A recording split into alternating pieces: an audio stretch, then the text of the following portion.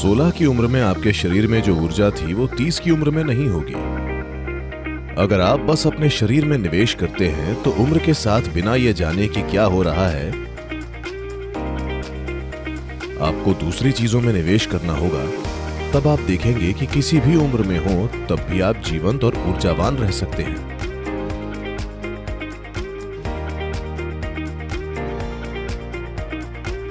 क्या आपको कभी अपने पड़ोस की लड़की से प्यार हुआ था? No. ठीक है। मान लो आप 16 साल के हैं और अगले घर में बहुत सुंदर लड़की है। क्या आपको उस पर फोकस करने की जरूरत है?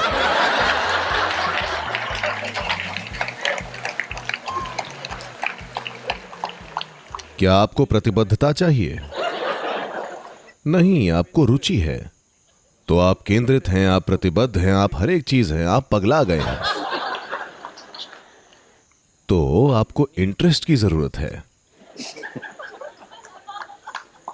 अगर किसी चीज में आपकी रुचि है तो आपका सब कुछ उस पर केंद्रित हो जाता है ना? वो जो कुछ भी हो। पर ज्यादातर लोग जीवन में रुचि लेना नहीं जानते जब तक कि वे हार्मोन से प्रेरित न हो।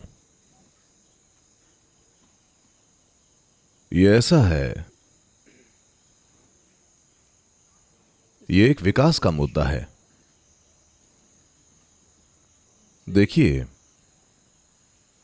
Every other creature is only interested in that which is either its survival हर दूसरा प्राणी बस या तो जीवित रहने में रुचि रखता है या प्रजनन में। बस इतना ही, किसी और चीज में इसकी रुचि नहीं है। एक पक्षी, जानवर, बंदर, उनकी रुचि किस में है? कुछ खाने को मिले या शायद संभोग।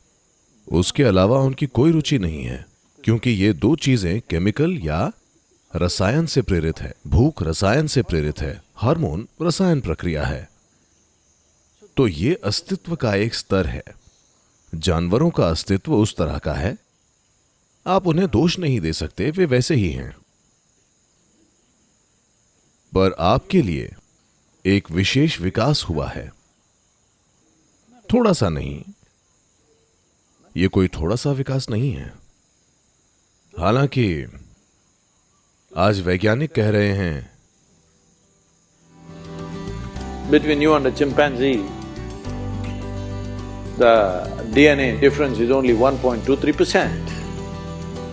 But 1.23% of what? कि आपके और चिंपैंजी के बीच 1.23% डीएनए का ही अंतर है। पर किस चीज का 1.23%? वे ये कह रहे हैं कि अमीबा से चिंपैंजी तक अगर 98.77% है तो आप 1.23% ज्यादा हैं। ये छोटी बात नहीं है। मुझे नहीं पता कि वे इस 1.23% की गणना कैसे करते हैं, पर जब आप कुछ लोगों को देखते हैं तो यह बिल्कुल वास्तविक लगता है।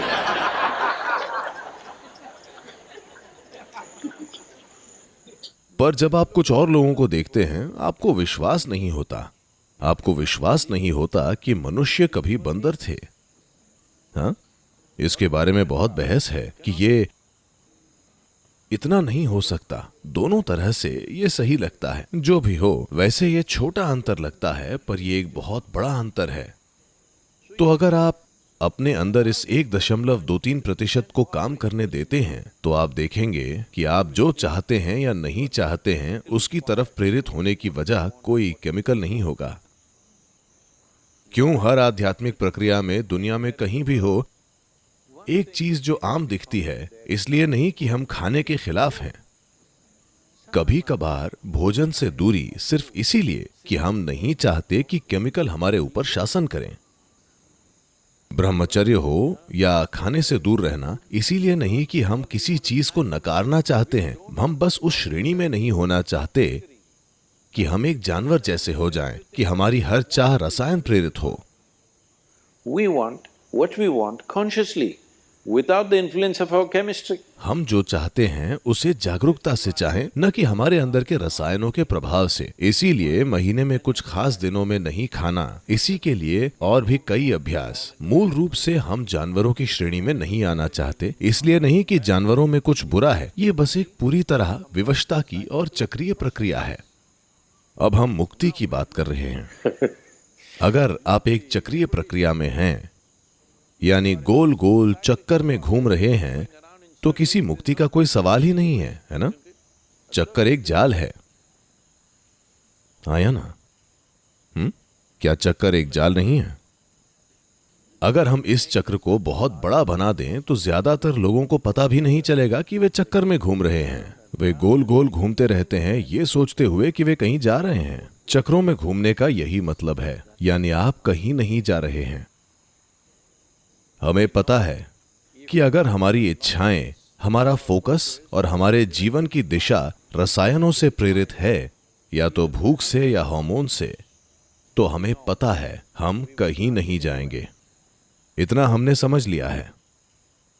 इसी वजह से हम देख रहे हैं कि कैसे हम किसी ऐसी चीज में रुचि, ध्यान और भागीदारी पैदा करें जो रासायनिक रूप से प्रेरित इच्छा नहीं है। अगर आप लोगों की भागीदारी इस तरफ लाना चाहते हैं या खुद ऐसा करना चाहते हैं, तो आपको अपने भीतर कुछ ऊर्जा की जरूरत होगी। अगर पर्याप्त ऊर्जा नहीं है तो आप इसे नहीं कर सकते, क्योंकि फोकस के लिए ऊर्जा चाहिए। अगर आप किसी चीज पर ध्यान केंद्रित करना चाहते हैं तो आपको एकाग्रता शिविर वाले दिमाग की जरूरत नहीं है, आपको ऊर्जा की जरूरत है। उम्र के साथ ऊर्जा थोड़ी कम हो जाती है। अगर आपकी पहचान सिर्फ शारीरिक रहती है तो 16 की उम्र में आपके शरीर में जो ऊर्जा थी वो 30 की उम्र में नहीं होगी। आपको अपनी बुद्धि, अपनी बुद्धिमत्ता, अपनी चेतना में निवेश करना होगा। सिर्फ तभी आप ऊर्जावान रह सकते हैं। अगर आप बस अपने शरीर में ही निवेश करें उम्र के साथ, बिना ये जाने कि क्या हो रहा है, नहीं मैं ऐसा कर रहा हूं क्योंकि ये भी ऐसा ही हो जाएगा, ये सब आपके साथ होगा। अगर आप दूसरे पहलुओं में निवेश न करें, अगर आप सिर्फ शरीर में निवेश करें, तो शारीरिक ऊर्जा कम होने के साथ आप देखेंगे कि आप अपना रूप और आकार खो देंगे और ऐसे बन जाएंगे। आपको दूसरे आयामों में निवेश करना होगा जिन्हें शारीरिक सहारे की जरूरत नहीं होती।